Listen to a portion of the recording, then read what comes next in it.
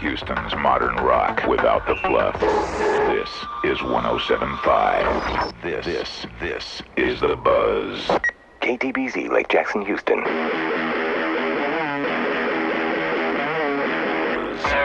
Actually, it's a little overcast, but we would take the rain if we could get some. I'm in the studio with Tori Amos. Welcome, Tori. Hi, Cruz. Nice to have you in Houston. Well, thank you. It's good to have you here, and I know today, we were talking about this just a moment ago, that everything's like a little topsy-turvy because you're doing two shows at Cullen tonight. Yeah. Is that a normal thing for you? How often does that happen that you come into a town and do like back-to-back shows on the same day? Right now, it seems to be going about once a week. Really? Where I do a double. I can only do a double when I get a day off the next day, so that's sort of my ground rule. Will your day off be spent like on the road, or will you get to like actually hang out and... We go into Denver tomorrow because then we always go to the next town to get ready for the next show. And you don't do a double again in Denver, do you? No, I do one in 4 days in 4 days in what's that place? Salt Lake City. Salt Lake City. All right, very good. Tell me a little bit about, now everybody's already bought their tickets because the shows are sold out. We did want to, by the way, Tori was mentioning that we needed to let everybody know if you're holding tickets, especially for the 7 o'clock show, don't be late because you're going to take the stage right at 7. There's no opener tonight. I take stage at 7 because the second show I take stage 9:30-ish. But 9:30, that means it could be 9:40. Right. But it's not much later than that. I wouldn't be late though, yeah. Yeah, it's good to be on time. All right, so if you're holding tickets, get there on time, especially for the 7 o'clock show. Now, when you do two shows back to back, which show is usually the most expressive? Because your live shows are pretty intense. If I answer that, though, half the people tonight are driving right now are going, well, damn, I bought tickets to the wrong show. That's I can't believe she said that. For you, is it tougher? Here's a better way to phrase the question. Is it tougher to do it all over again or is it tougher to go into it cold, do you think? Which takes you the most energy? You know, there's never a generic answer for that. It's like with anything. Sometimes you get a second wind. It depends on the energy level of the crowd. Mm-hmm. It depends on that phone call that did or didn't come. Maybe it came and you wish it wouldn't have. Or it's good that it came because it makes you so, you're like a little bull. You've got smoke coming out of your ears and you look at that Busendorfer and say, move over, baby. So it depends really on 100 things. Which show is better? I change the shows drastically. I was going to say, from what I understand, no two shows are alike at all, right? I can't. I could never repeat the same show, especially in one night. Even when I'm doing a run for a week, I always have to mix up the shows just to keep it interesting. It keeps me better. It makes it so that doesn't get routine like you're doing here's the play again, And I think it's one reason that I do have a real high standard. And I think that people that have been to the show more than once know that. And it kind of makes it fun for them too, because they know they're just not getting like they always know it's going to end at 1 hour and 7 minutes and 32 seconds because it's exactly like this every night. Right. And you're not going to tell the same joke in between song 3 and 4 that you did at the last show. Yeah, I don't talk much anymore. Yeah. I'm much shyer about talking. I let the music speak more than I used to. I've never been comfortable talking a lot in front of people, and I just decided if you're going to be a ding-a-ling, just play, Tori. Most people work the other way. Most people talk more the more tours they do and the more comfortable they get, then they're more likely, I think, to stop and chat for a while in between. It's usually because they're getting old and tired and don't have the chops anymore, Chris. Let's not kid each other. Don't have the wind to get through it, huh? Well, talking takes up time if you're a good talker, and playing, a lot of times you can fit 2 songs in by the time you can play, and it takes much more energy to play than to talk. What kind of crowd makes you respond the best at show? I mean, do you like lively crowds? You like when they like shut up and sit back and kind of take it all in, or what? As a performer, what works best for you? Well, it's really about an energy, because sometimes, I've said this just in another analogy, Betty Davis didn't have to say much sometimes to get the point across. It's not like they have to be so vocal, but you can tell when a crowd is a little bit sleepy. And you can feel that. Sometimes heat makes people tired. It's a hard thing to know. Sometimes because it's a Monday, you don't really know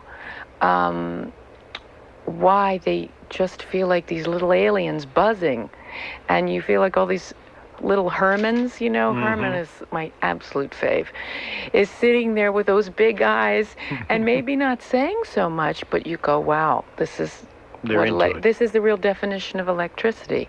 It's hard to define what electricity is. Sometimes it's vocal, sometimes it isn't, but you feel deadness. And that's always hard. God, it's hard to try and prove yourself to an audience, because you're like, look, guys, I'm doing 7 to 8 shows a week right now. And in truth, I do it because I want to take a journey with the audience. It's because I want to go somewhere, some other dimension, without the hallucinogens. And does that happen most of the time for you in the show? It happens a couple times a week. Yeah? And sometimes, and that's pretty good. Mm-hmm. If I told you it happened every night, maybe every night it happens for one song. If I'm having a good run that month. But usually when it happens a couple times a week, it's magic. Then you go, okay. Something really special happened this time. You thank the peanut farmers. And tell me why, and maybe you can describe it, maybe you can't. I've noticed, I think anybody who's ever, worked in the music field and talked to performers and stuff, have noticed that your fans seem to be so into your music and so into what you do. And, we have a lot of artists come through. We talk to a lot of people on the air.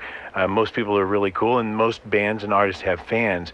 But there's a certain energy that your fans have, that they're so drawn to what you do. And what I want to know is, do you, as the performer and as the songwriter, do you know where that comes from? What is it that makes you? Because I would say, I don't want to make it sound like a negative thing, but if artists who have really fanatic fans who are really super into it, on a scale of 1 to 10, you're 9.5 at least. Your fans are really into what you do. What puts you up on that end of the scale? What is it that connects so well with people? I would walk to Japan for the girls. That's what I call the songs. I'd walk to Japan for them. The girls is what you call your songs. Yeah. And That's cool. I interpret them. I own the publishing on this planet, but I don't really think Keith Richards said something to the phrase of, there's this huge song in the sky, and because of your experience, you're able to interpret that little piece, that little fragment, and you're just lucky enough to see that part of the prism, that angle. For whatever reason, you're able to see it at that time. And other people that relate to that piece of the sky, that prism, that fragment, are the ones that gravitate to your work. And sometimes some songwriters have it for one song because it's a big hit, and then they never come up with that again, and people go away because they were only there for that. For the one, yeah. And I think I don't know, I'm so, like I told you, I'm so committed to my songs. I'm like a lioness with her cubs. If you came, I would slit your throat. And I'm sure you're a nice man, Cruz, but if you came and hurt one of the girls, I wouldn't think twice. And I wouldn't, it wouldn't be a vicious thing. It's just, these are the cubs. You intruded. s- go say hi to St. Peter. Is that a warning to anybody who covers a Tori It's Amos not song? about, no. I'd love Metallica to cover my songs. No, I don't mean it like that. I'm Yeah. talking about, you know, something you love being violated or somebody trying to hurt them in some way. Now, you have traditionally done one of the more interesting collections of covers in your shows. I've always thought it was interesting to see which songs you would cover live. What draws you to a song? I mean, obviously everybody has favorite songs. I'm sure you kind of reach out there and grab the ones that are meaningful to you. But of all the artists I can think of, I mean, you've done some of the most interesting interpretations of everything from Nirvana songs to Prince songs live. Where does that come? Are you just do you go for one that you're drawn to that particular day, or do you kind of put thought into what covers do I want to do on this tour, or? No, what usually happens is I hear something and I can love something and just go, I can't pull this off. I don't have that the right spices to make this thing yummy, or just to give it something worth listening to. I think there's so many amazing songs out there that I'll listen to, like Cinnamon Girl by Neil Young. I love Cinnamon Girl, and yet I don't even think about touching it. Just because I don't think I have an angle that can add something, or just bring you a different kind of, I don't know, again, looking at the prism and seeing a different shade. I was covering I'm on Fire for a while by Bruce Springsteen because I just thought as a woman to sing I'm on Fire, and the way that I sang it really was quite an interesting take. It was a challenge for me, and I think I pulled it off.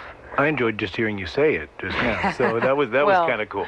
When I can't pull it off, though, and sometimes I do covers, and I learned that I don't pull them off in front of 5,000 people. But there you go. Is there a point where you go, okay, I've been doing this quite a bit, but now I don't feel like I'm pulling it off anymore, so you maybe take it out? Last week or recently, I did a cover Tiny Dancer. I didn't pull it off. I pulled it off a few years ago, and I didn't pull it off last week, and I knew it, and I just said, get me out of here. Who do I have to marry to get out of this one? Would you ever stop a song in the middle and say, Next. this isn't working, what else? She's not here.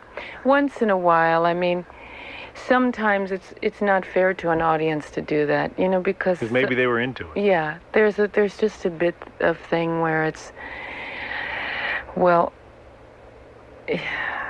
am I just being so critical about this? Maybe they don't really, they're just enjoying the song.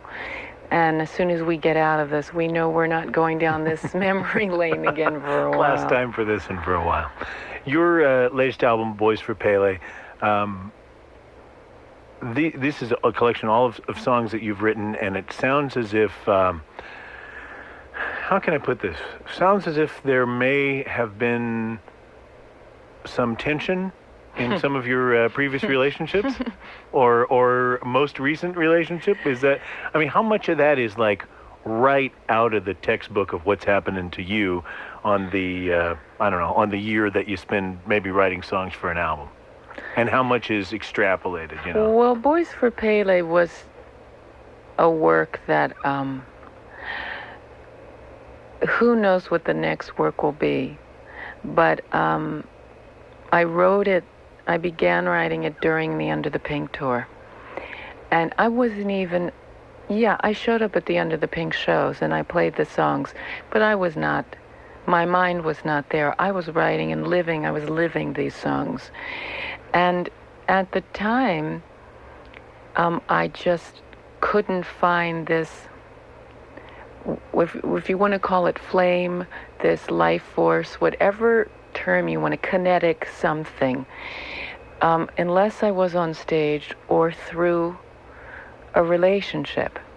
I really, and I found that I kept being drawn to, anytime I got rejected, I became bloodthirsty, meaning I had to turn that thought around in this person. And it's not just about one person. It was inspired by a few relationships, but I really began to go, wait a minute. But I didn't say wait a minute until I was crawling to, I've said this before, crawling to a phone that wasn't ringing. That thing in your mind that says,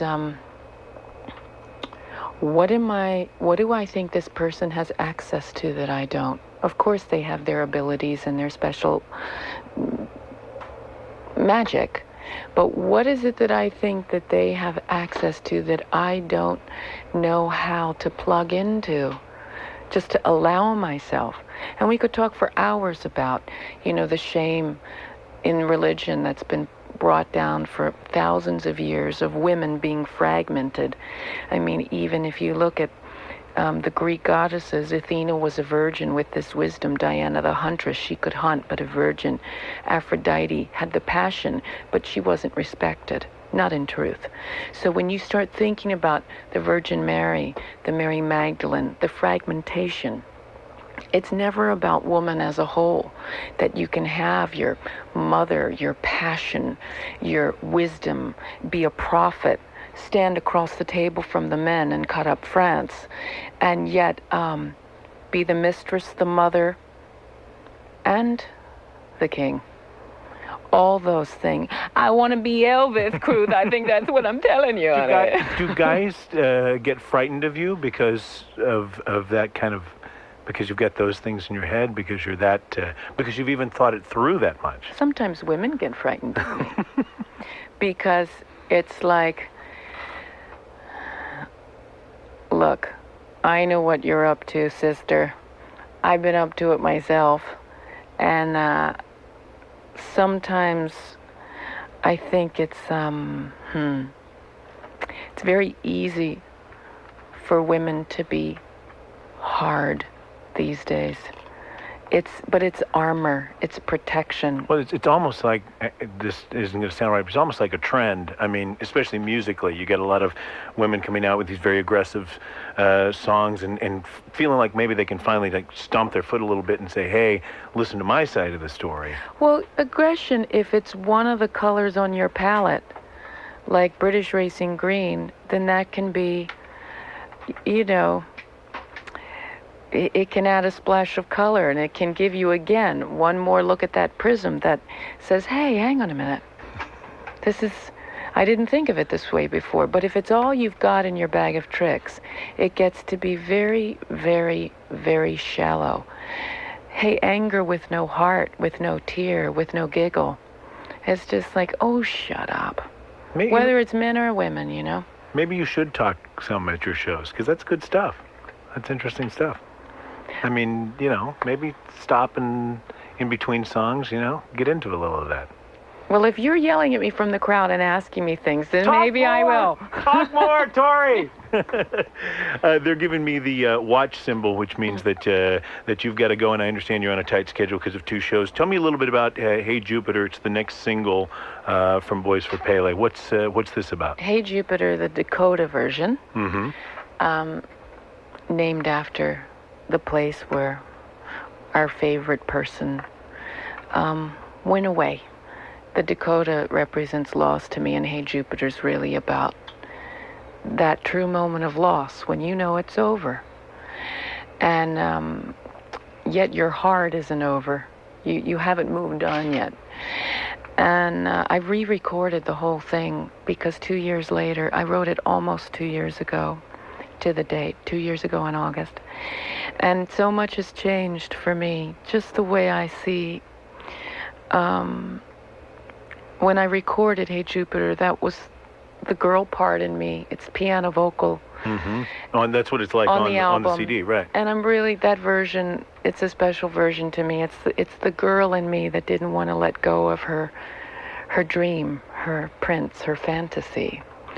And this version is definitely the woman who looks back and says, you're still beautiful, and I can still honestly say that I love you, and yet I'm dancing in the sand by myself, and I need to do that.